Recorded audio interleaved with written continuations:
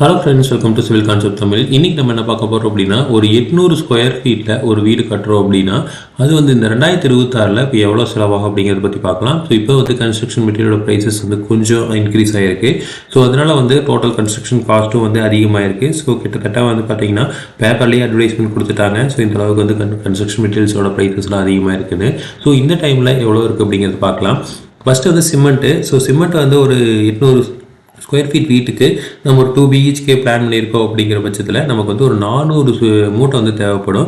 ஒரு சில டைம் வந்து இந்த மூட்டை வந்து கொஞ்சம் ஒரு +or-30 பேக்ஸ் வந்து அதிகமாகலாம் குறையலாம்.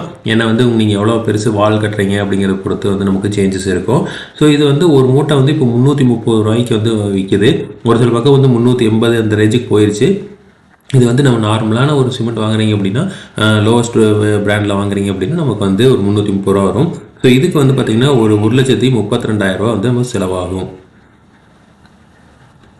அடுத்து வந்து ஸ்டீலு. ஸோ ஸ்டீலை பொறுத்த வரைக்கும் வந்து ஒரு 2.25 டன்னு வந்து வாங்க வேண்டியது வரும். இது வந்து ஒரு டன்னு வந்து 69,000 ரூபாய்க்கு வந்து இப்போ விற்கிது. ஸோ இதனால் வந்து பார்த்திங்கன்னா ஒரு 1,89,750 ரூபா வந்து அதுக்கு செலவாகுது. அடுத்து வந்து பிரிக்ஸு. ஸோ பிரிக்ஸை பொறுத்த வரைக்கும் ஒரு 16,000 கல் வந்து வாங்க வேண்டியது வரும். இப்போ வந்து ஃப்ளையர்ஸ் பிரிக்ஸ் யூஸ் பண்ணுறோம் அப்படின்னா ஒரு கல் வந்து 8 ரூபா அப்படின்னு போடுறப்போ இதுக்கு வந்து 1,28,000 ரூபா நமக்கு வந்து செலவாகுது. அடுத்து எம்சாண்டு பார்த்திங்க அப்படின்னா நம்ம கட்டு வேலைக்கு எல்லாமே யூஸ் பண்ணுறது ஒரு 14 யூனிட் வந்து வாங்க வேண்டியது வரும். ஒரு யூனிட் வந்து 5,500 ரூபாய்க்கு வந்து இப்போ விற்கிறாங்க. ஸோ இது வந்து பார்த்திங்கன்னா ஒரு 77,000 ரூபா வந்து இதுக்கு நமக்கு செலவாயிரும். அடுத்து வந்து பீசாண்டு. ஸோ பீசாண்டு பொறுத்த வரைக்கும் ஒரு 9 யூனிட் வாங்க வேண்டியது வரும்.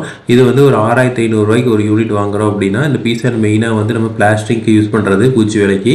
இதுக்கு வந்து ஒரு 58,500 ரூபா வந்து நமக்கு செலவாகுது. அடுத்து வந்து முக்காலஞ்சல்லி. ஸோ முக்காலஞ்சல்லி வந்து காங்கிரீட்டுக்கு யூஸ் பண்ணுறது ஒரு 13 யூனிட் வாங்க வேண்டியது வரும். இதே 1.5 இன்ச் ஜல்லி வந்து கீழே வந்து நம்ம தளம் வைக்கிறதுக்கு யூஸ் பண்ண வரும். அது ஒரு 7 யூனிட் வாங்க வேண்டியது வரும். ஸோ இது ரெண்டுமே வந்து டோட்டலாக பார்த்திங்க அப்படின்னா நமக்கு வந்து 4,500 ரூபாய்க்கு தான் வந்து விற்கிறாங்க. ஒரு யூனிட் வந்து 4,500 ரூபாய்க்கு விற்கிறாங்க. ஸோ இதுக்கு வந்து எவ்வளோ செலவாகும் அப்படின்னா முக்காலஞ்சல்லிக்கு ஒரு 58,500 ரூபா வந்து செலவாயிரும். இதே வந்து 1.5 இன்ச் ஜல்லிக்கு பார்த்திங்க அப்படின்னா 31,500 ரூபா வந்து நமக்கு செலவாகுது.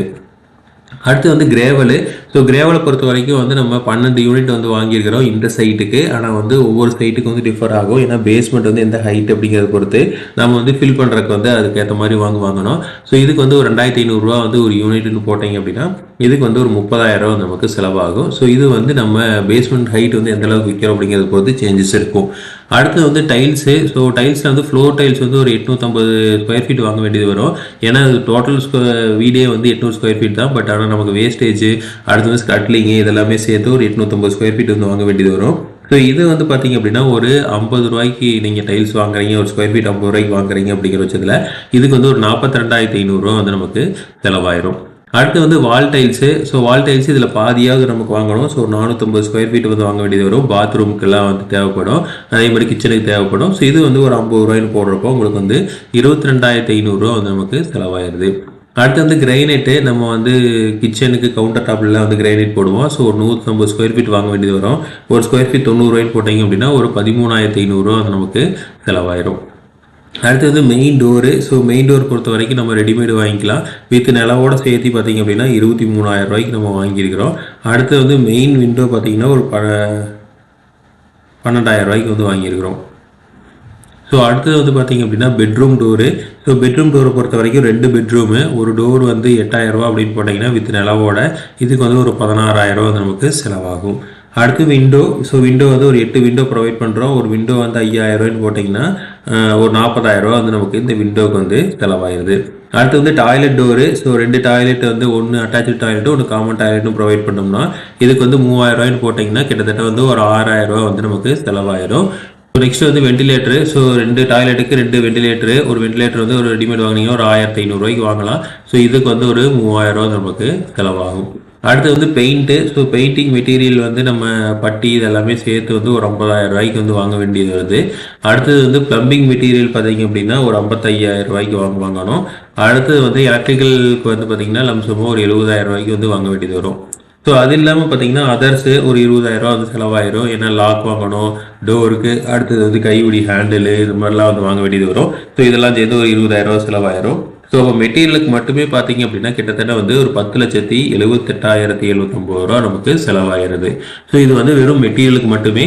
அதுக்கப்புறம் வந்து நமக்கு லேபருக்கு உண்டான அமௌண்ட்டு.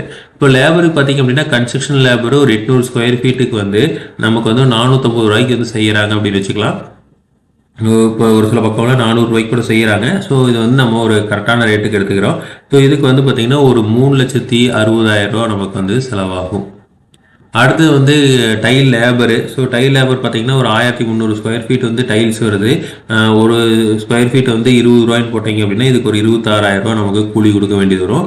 கிரைனைட் வந்து அந்த டைல் ரேட்லேயே ஒட்ட மாட்டாங்க. இப்போ கிரைனைட் வந்து ஒரு 100 ஸ்கொயர் ஃபீட்டுக்கு கிரைனைட் வாங்குகிறோம் அப்படின்னா, இல்லை 100-150 ஸ்கொயர் ஃபீட் வாங்குகிறோம் அப்படிங்கிற பட்சத்தில் 80 ரூபாய்ன்னு போட்டிங்க அப்படின்னா இதுக்கு வந்து பார்த்திங்கன்னா ஒரு 8,000 ரூபா வந்து செலவாயிரும்.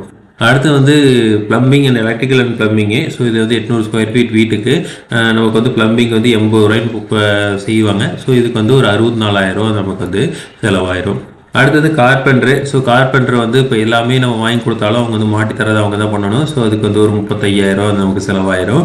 பெயிண்டிங் வந்து நம்ம மெட்டீரியல் வாங்கி கொடுத்துட்டோம், ஆனால் வந்து பெயிண்ட் அடிக்கிறதுக்கு பார்த்தீங்கன்னா ஒரு 70,000 ரூபா நமக்கு கூலி கொடுக்க வேண்டியது வரும். அடுத்து வந்து இது இல்லாமல் மற்ற கூலிலாம் பார்த்தீங்க அப்படின்னா ஒரு 20,000 ரூபா வந்து கூலி வந்து போட வேண்டியது வரும்.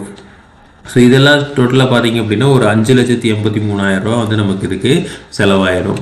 ஸோ இப்போ இதில் வந்து டோட்டலாக பார்த்தீங்க அப்படின்னா நம்ம கிட்டத்தட்ட வந்து 16,61,750 ரூபா வந்து நமக்கு இந்த டோட்டல் லேபருக்குமே மெட்டீரியலுக்கு மட்டுமே வருது.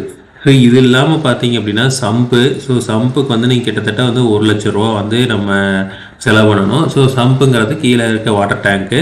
அடுத்தது வந்து செப்டிக் டேங்க் வந்து ஒரு 80,000 ரூபா வந்து செலவாகும்.